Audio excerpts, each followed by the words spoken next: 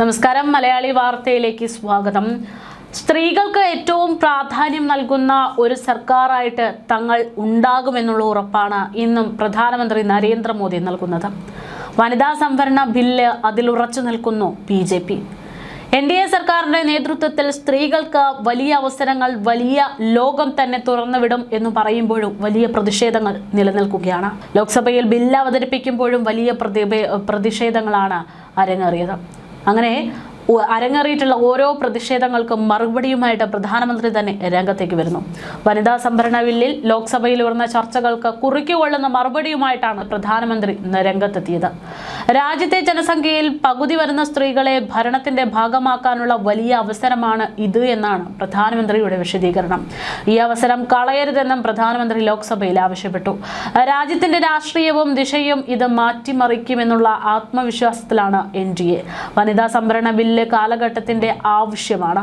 രാജ്യത്തിന്റെ വികസന യാത്രയിലെ സുപ്രധാന നിമിഷമാകും വനിതാ സംവരണ ബില്ല് പാസ്സാകുന്നതിലൂടെയെന്നും മോദി പറയുന്നു.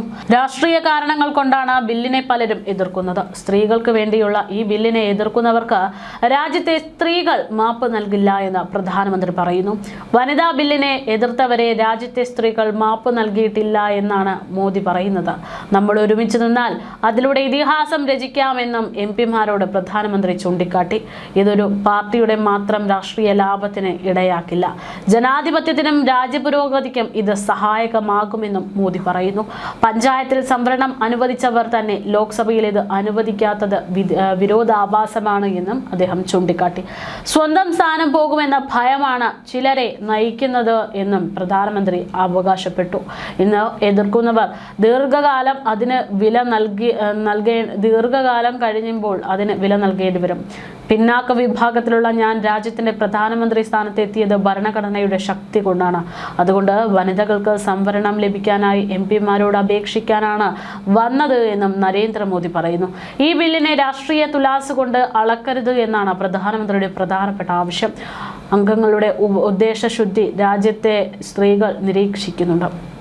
2024 ഇത് നടപ്പാക്കാൻ സമയമുണ്ടായിരുന്നു. 2029 വനിതാ സംവരണ ബില്ല് യാഥാർത്ഥ്യമാക്കാൻ എല്ലാവരും സഹകരിക്കണമെന്നുമാണ് മോദി പറയുന്നത്. എല്ലാ മേഖലയിലുമുള്ള സ്ത്രീകളുടെ മികവിനെയും നമ്മൾ അംഗീകരിക്കേണ്ടതുണ്ട്. ഒരുമിച്ച് ഒറ്റക്കെട്ടായി സ്ത്രീകളെ ശാക്തീകരിക്കാൻ പ്രവർത്തിക്കണം എന്നുള്ളതാണ്. രാജ്യത്തെ ഒറ്റക്കെട്ടായി കാണുക എന്നത് നമ്മുടെ ഉത്തരവാദിത്തമാണ് എന്നും പ്രധാനമന്ത്രി ചൂണ്ടിക്കാട്ടി. MP-മാരെ അത് ഓർമ്മിപ്പിച്ചു.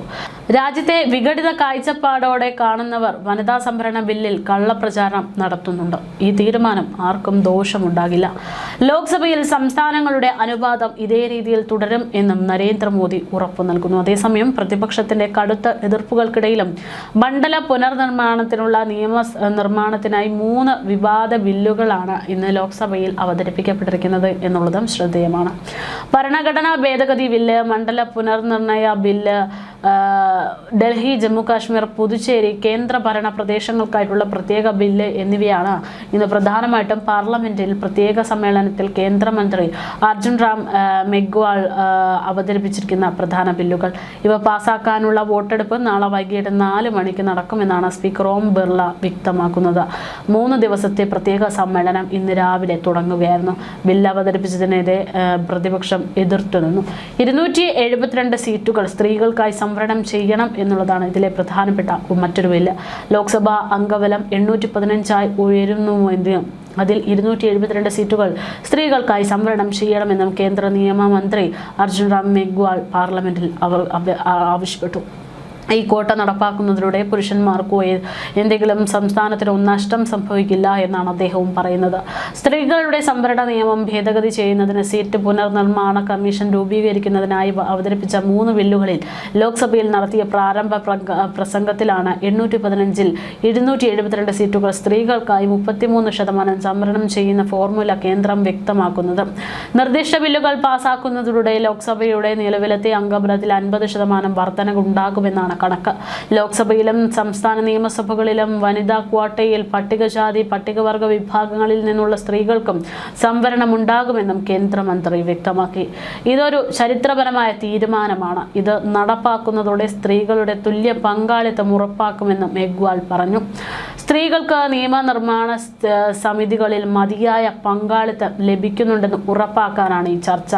ഈ നടപ്പാക്കേണ്ട സമയം അതിക്രമിച്ചിരിക്കുന്നു എന്നും ഭരണഘടനയുടെ ആമുഖത്തിൽ സാമ്പത്തിക സാമൂഹിക രാഷ്ട്രീയ നീതികളെക്കുറിച്ച് പരാമർശിക്കുമ്പോൾ മുൻ സർക്കാരുകൾ ഈ ദിശയിൽ മതിയായ ശ്രമങ്ങൾ നടത്തിയിട്ടില്ല എന്നും അദ്ദേഹം കൂട്ടിച്ചേർത്തു.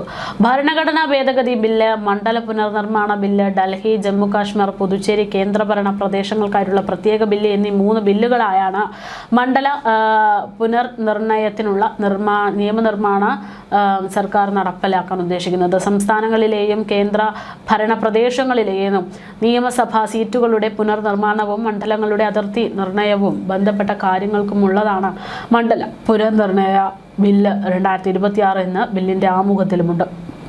ബില്ലുകൾ എംപിമാർക്ക് നൽകാത്തത് പ്രതിപക്ഷം വിവാദമാക്കിയതിന് പിന്നാലെ ചൊവ്വാഴ്ച ഉച്ചയോടെ 3 ബില്ലുകൾ പകർപ്പുകൾ എംപിമാർക്ക് നൽകിയിരുന്നു.